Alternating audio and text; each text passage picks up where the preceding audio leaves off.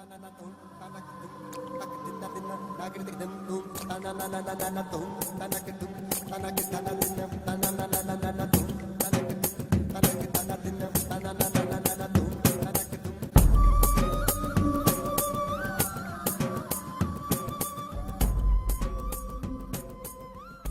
Christmas, hello, Jambo, Salam Alaikum, Namaste and Sat Sri Akal.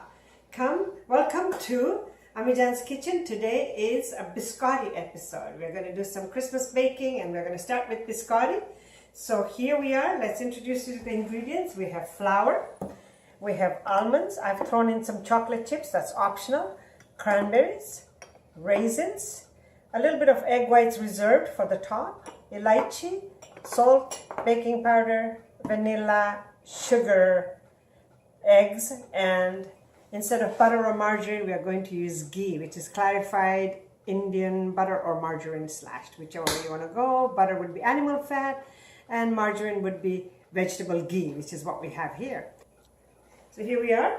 We're going to put the ghee in there. Just like you would with cake, we're going to start it off like that. Beat the ghee and sugar. Gotta love this gadget, I'm sure everybody has one. This one is a slow one. It's not like a cake, we don't want to whip it up. We just want to basically mix the ingredients like a dough, like a bread type dough, and then we'll take it to the next stage. So just one little speed higher.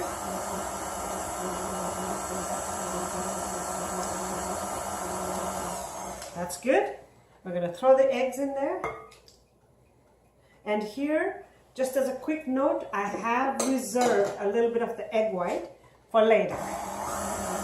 Okay, we're just going to get them to amalgamate nicely in there. And just a gentle stir. You could almost do it with a hand mixer or even just, if you've got good muscle, a wooden spoon. One more quick burst to get the eggs nicely dispersed. That's it. Let's put this to the side. And we're going to bring this in nice and creamy and yellow. You can see that. So let's get this out of the way before I throw that in. Okay, so all the dry ingredients, like you would do with anything else. Let's just use this. I know it's a bit damp, but that's okay. And those are raisins. Cranberry. You could even go sultanas. I'm not sure what's the difference. I know they're more brown and softer than raisins. So maybe less aging process. Is that what it is? And salt. This one is my own little spice. It's elaichi, which is cardamom. And today it's a little bit damp. Normally it would be a bit drier. So I'm just going to put a little bit of flour in there. And there we are. Okay. So we're going to mix all this up first.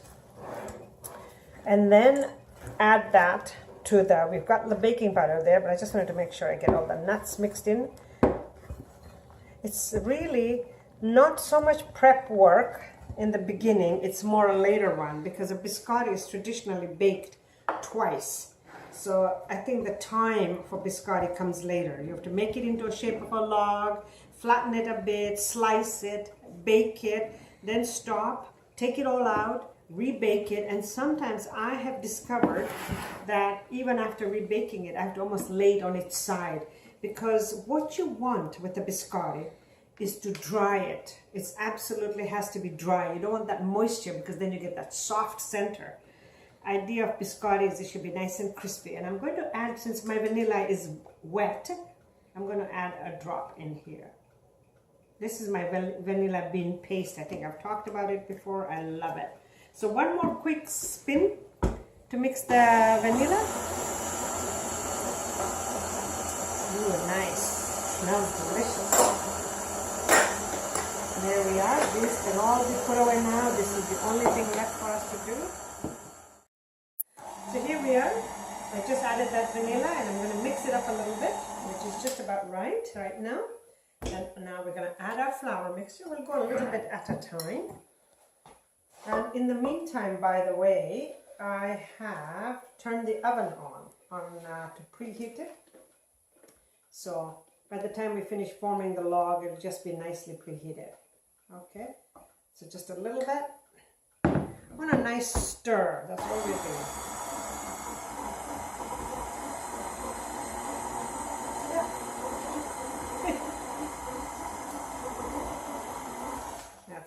like we said, not over mixing it. I'm going to go across here because it's a little bit awkward for me to turn it the other way. So I think you kind of get the idea. And you divide it up into 3 or 4, whatever you like, you know. Turn it on. Just to stir, so just so it mixes it up nicely. And after this third one, come in, or even now, come on in. See, it's quite sticky. But remember, this is biscotti, and it is going to be sticky.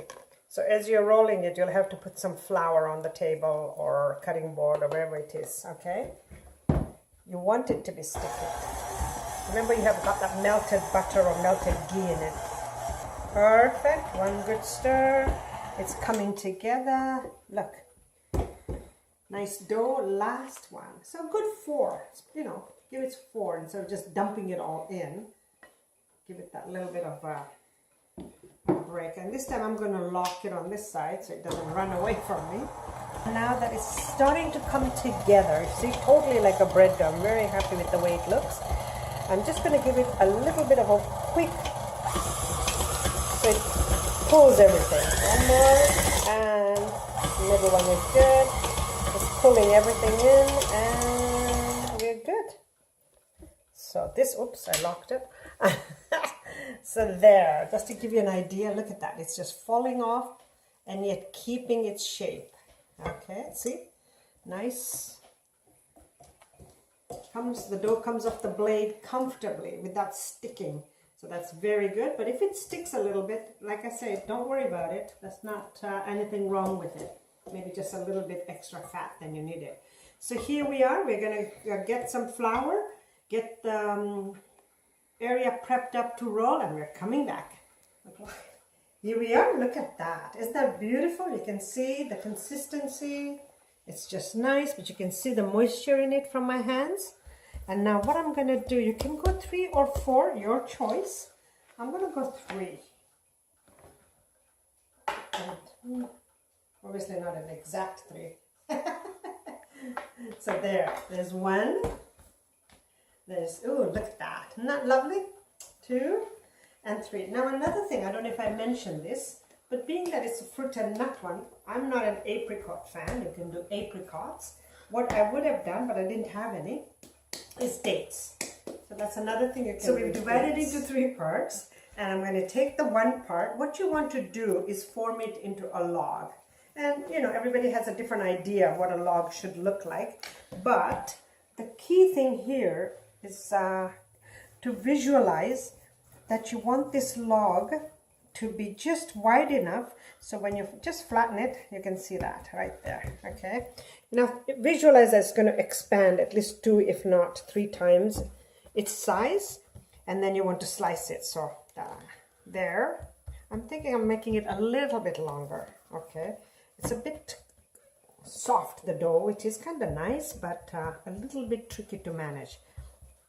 So there, that's a good size. It's going to expand, and then we're going to cut it into slices and take it from the next step. So ooh, here we go. Now obviously right here you can see we have a parchment paper already. The oven is preheated, and I'm going to gently, it'll obviously break and then I'll fix it when I'm here. I'll go this way because it just fits this way. So when it grows, it might not have the room, okay? And another way to do it really is just get it a little bit roughly to a size and then do the finishing sizing here. Okay, so there's 1. We'll do these other 2, and when we come back, we'll show you after it's been in the oven for the first time. Here we are. We used 2 trays in the end.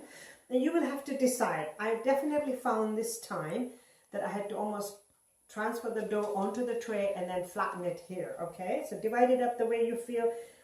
Leave room to know that it's going to expand in different directions. We've got our egg whites here, and the way it works with biscotti is you bake it at one temperature and then you bake it again at another temperature. Okay, so a nice, not overly generous where the top ends up tasting like eggs, but a good brush, okay, to give it that nice crispy texture that everybody loves of biscotti.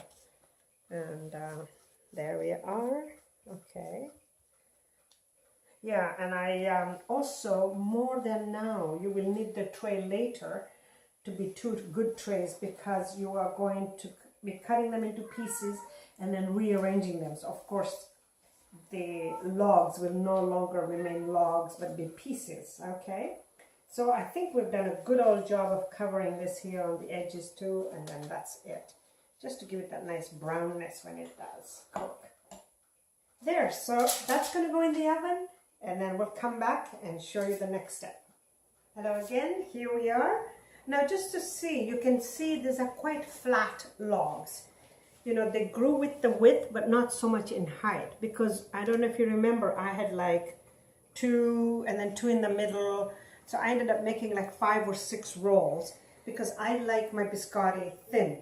But you could imagine that you made the rolls thicker, then you could have a size that big when you cut it, because some people like it really chunky.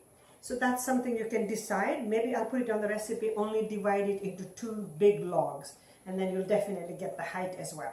And for those of you who prefer the thinner ones, then do this. So it's still slightly warm, but you can see it's taken its shape. The egg white has done its thing. You need a sharp, heavy knife, and just basically, hopefully this will work.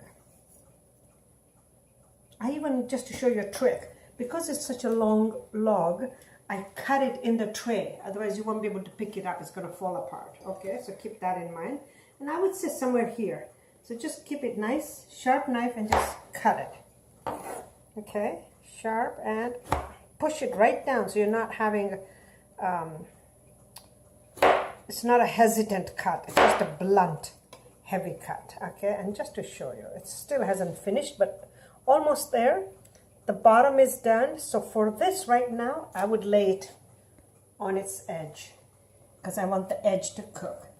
And as it cooks, the moisture from the top to evaporate, to make it dry and crispy.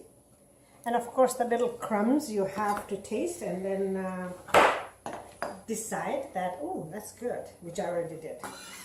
Okay, so we'll continue with this. Here's another one just to show you. Keep the knife clean every time, knock off any edges on it. There.